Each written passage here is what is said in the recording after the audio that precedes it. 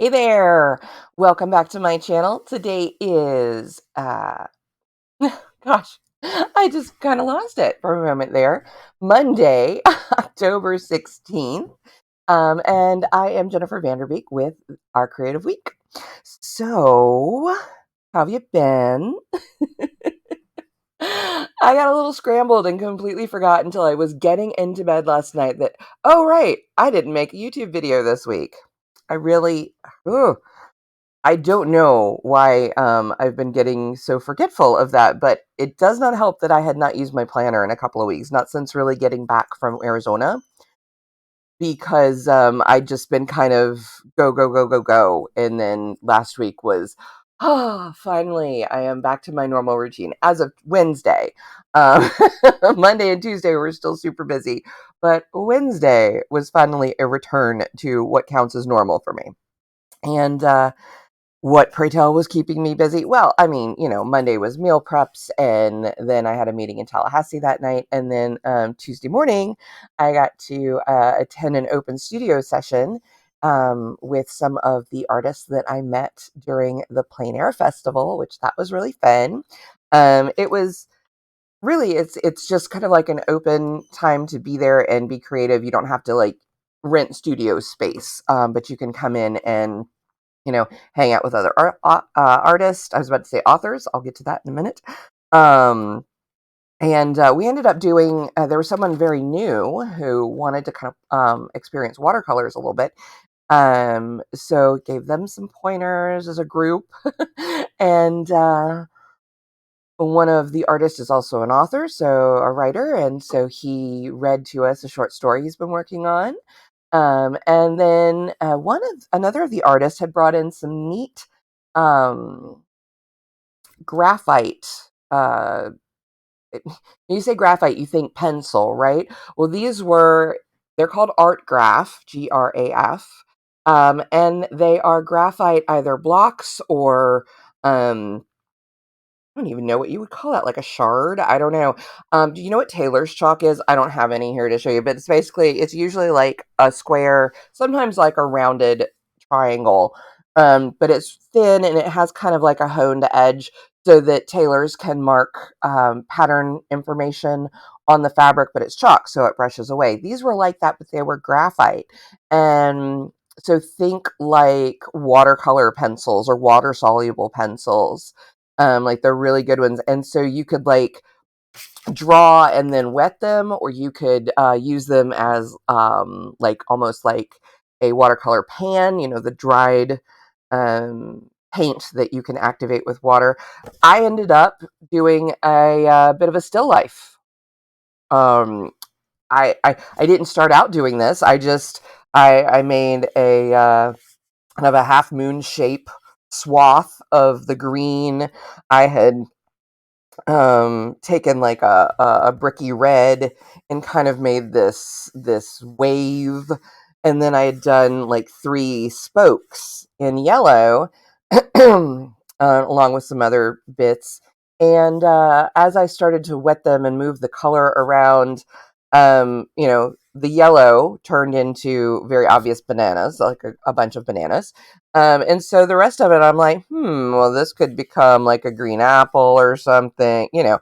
This up here could become grapes, and yeah, and so that's what happened, and that was kind of fun. It was just kind of like a spur of the moment thing. This was something else that I had done with them. Oh, the colors are not coming out great. I got to work on that for this. I think it's something I have to like make my skin tone look correct on camera. It's kind of washing out some of the colors, I think. I gotta play with those. But yeah, so kind of just did some more like, abstract stuff. But that was fun. And then I had to go to a doctor's appointment, and then I had to go to another um or well, another creative meetup, but it was the book to art club. So the book club where we do little craft projects. Oh, and I left my little witch over there. Let me go grab that.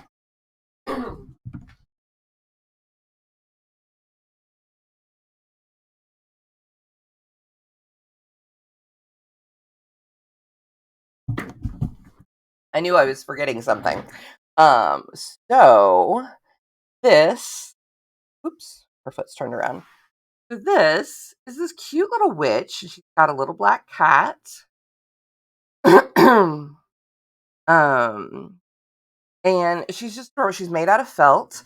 And we made this to go with the book, And the Women Could Fly. It's a really interesting book, that takes place in a version of the United States where, magic is sort of real. I mean, it is, but it it is, but it's not quite high fantasy like, wizards and magicians all over the place, with a touch of, dystopian, patriarchy. Because why not, right? In this case, the women were, encouraged to marry by a certain age, and if they were not married by a certain age, they had to register with this board or committee or what have you, um, and then be kind of monitored and tracked and so forth. Because unmarried women beyond age, I think it was 28, um, were highly more likely to become witches. And that was, like, a thing that they did not want to happen. Witches were ostracized, in some ways tolerated in others.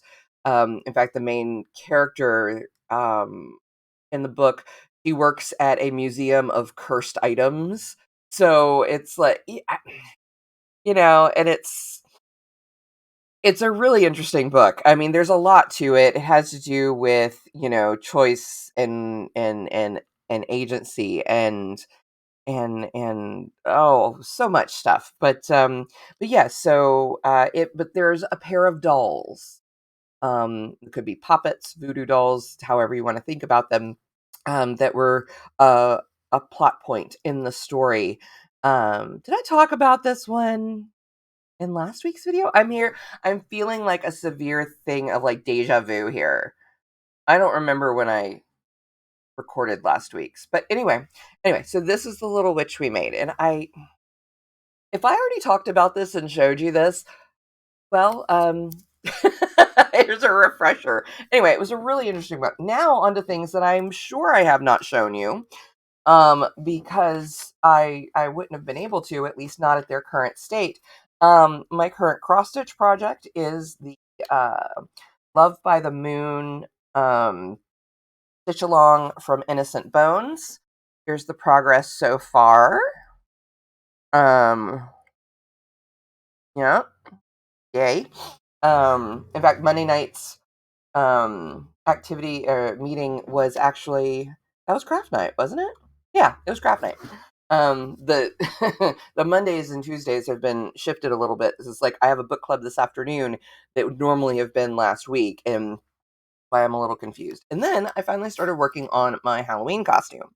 Um, this is for a party I'm going to, and also, I may or may not wear it to hand out candy on Tuesday the 31st. I don't know. It kind of depends on what I feel like doing that day. But I decided to go as a wood nymph, and it just occurred.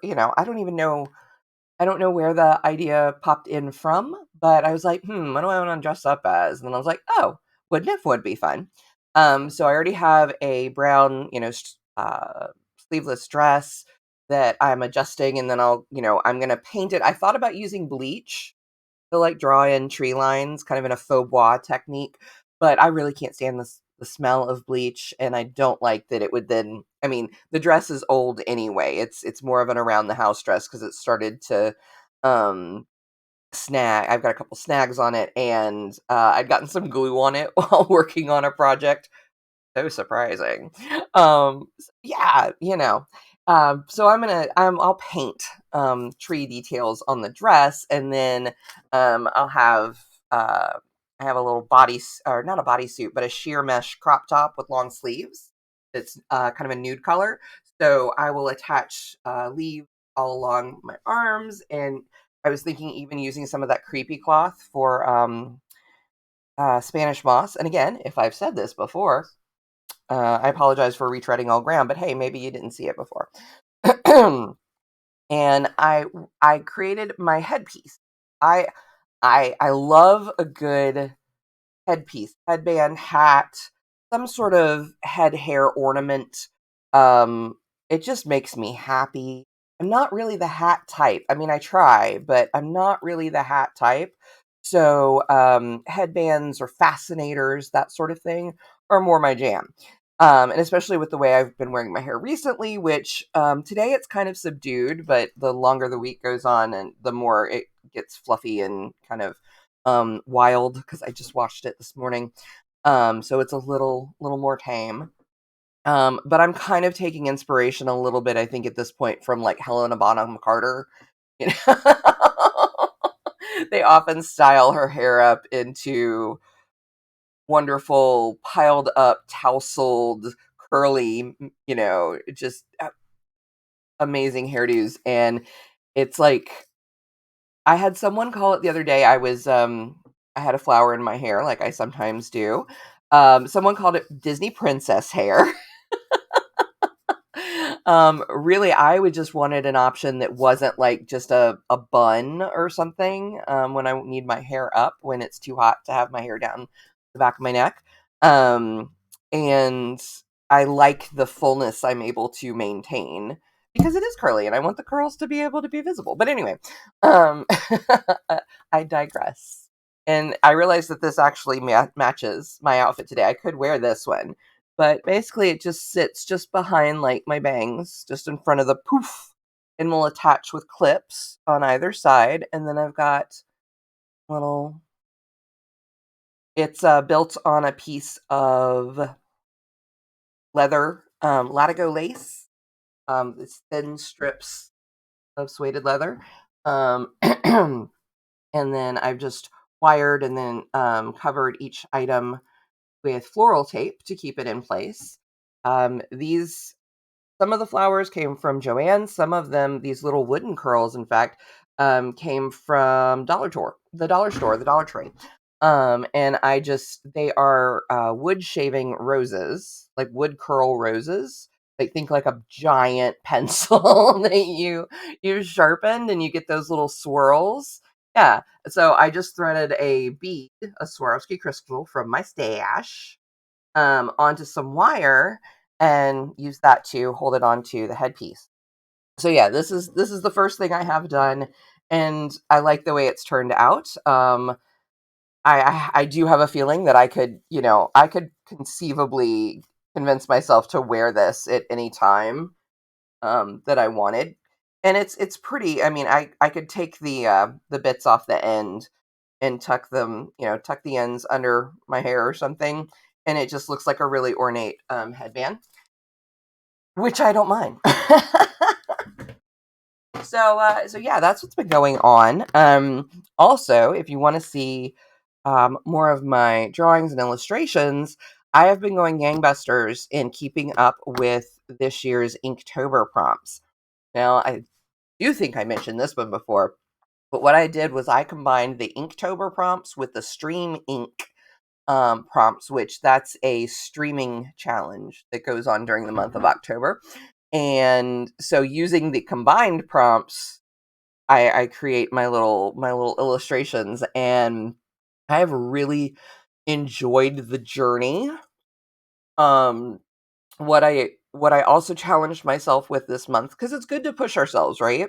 For those of you who've been watching me or know me for a while, you know that black and white line art is where I'm comfortable. It's what I put in my coloring books. It is my sweet spot.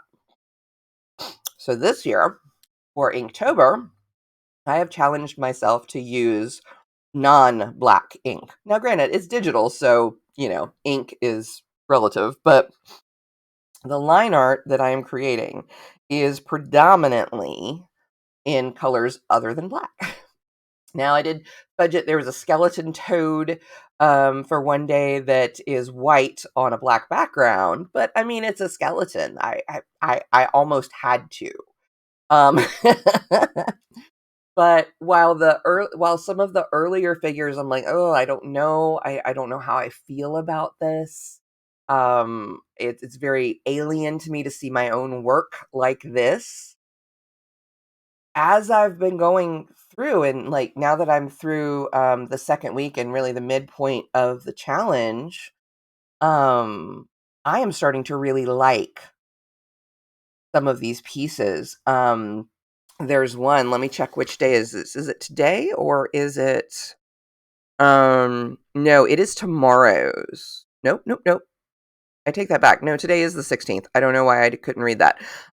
Yeah, today's illustration and specifically the 16th, day 16, Sun and Angel. I'm going to encourage you to go check my Instagram or check out my Facebook page, not my individual profile, but the Scraps of Life page. Um, and for those, I think that's one of the prettiest things I've drawn, like maybe ever. It just blew my mind as I was done with it. I'm like, whoa, I didn't screw this up. I mean, because that is really, as artists, and I was talking about this with some of the artists at the plein air event. And it's something that's come up with folks before too, is how do you know when something's done? Even writers deal with this. How do you know when something's done? How do you know when to just say, nope, that's it. That's it. We're putting the brush down, we're putting the pencil down, we're saving the file and sending it off. We're doing whatever. We're going to stop fiddling with it at this point. Because I can guarantee that we've all been there where we've had a project and we're like, oh, just a little bit more and just a little bit more, or maybe just one. And then it's like, ooh, that was one too many.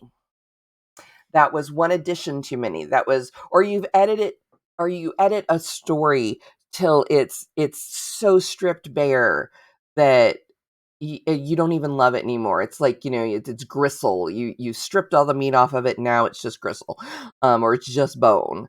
Um, and so knowing when to stop, knowing when to step away, knowing when to accept something is finished, that it doesn't need anything more. Could you do more? Absolutely. Do you need to? That's a hard lesson to learn. And I don't know that it's ever one that you learn and then you're good because I think each project, each piece has its own line, and it's different for each one. And so just because you did more on this one versus something else doesn't mean that one's inferior to the other. It just meant that that one was accomplished in 5 steps compared to this one that took 10 steps to accomplish it. And it doesn't mean that you're even less effective or efficient. It's just that was the process needed for that item, for that project, for that bit of creativity. Like a recipe. There are like those 3-ingredient recipes or the things you just chuck into a slow cooker or the pressure cooker, set it, and it's done. Those are not inferior to something that you might spend 2 hours chopping, dicing, folding, prepping, chilling, cooking, all these different steps. They're completely different items. They serve different purposes. One is not inferior to the other. They both stand alone, wonderful as they are. But to continue the food metaphor, if you're trying to season something just right, oh, add a little bit more salt. No, it needs a little something. So if you keep adding salt, you could get to a point where it was like, oops, that was too much. And it's hard to take salt away. It's not impossible. You can dilute the item, or there are ways, is like, you have to add more to distribute the salt. Point of fact, if you think something needs salt or isn't quite tasting right, but you've added a lot of salt or whatever already, try lemon or lime juice, depending on the recipe. Yeah, because what you might need is the acid to bring out stuff. But anyway, that's a whole different discussion. But anyway, so that to get to a point. Gosh. So yeah, I think that's our point for this week. Our lesson for this week is knowing when something is finished. And I have I'm gaining a little bit more confidence in that. Um, or part of it's confidence, the ability to just say, it is good as it is as it should be, as it needs to be. Part of it is confidence, part of it is comfortableness, just being comfortable with what you're creating, whether it's, food, art, writing, music, um, a home that brings you joy. Any of these things are creative acts. Um, but yeah, being able to say, no, it's done, it's good, it's there. Um, and also just, in knitting, my former boss used to say, "Yeah, if something's not gonna make a big difference and it's a mistake," in this case, this is a tangent too, I'd rather leave it rather than go back and fix it if it's not going to make a material difference, because there's so many other things I wanna do. And that's another thing. How you can spend forever editing the first chapter of a book and never write the rest of it. You can edit and reread and change and tweak a novel and never publish it. You can work things and work things. You can always do more. You can always do more. But there comes a time where you have to be a little bit brave and let it go out into the world. So, yeah, knowing when enough is enough, knowing when something is done is a skill that comes with time and experience. Um, and I think I'm learning that. Little by little, I think I'm learning that with my own art, with my own illustration. Thank you so much for hanging out with me, for checking in this week. I hope you have a wonderful week ahead. We are enjoying some cooler temperatures this week, and I am not mad about that. The high is what, 67 today? Lows in the upper to mid, or yeah, upper to mid 40s. It is lovely weather right now where we are. I know there's a lot going on in the world. I know there's a lot of heartache and so much going on. I wish you the ability to process what you need to process while also taking time for yourself, and maybe do something creative to fill that well so that you have more more in reserve, more internal stimulus, and it'll help you get through some of the really icky stuff that's going on in the world. Until next week, I am Jennifer Vanderbeek of scrapsoflife.com, and this has been our creative week. Bye bye.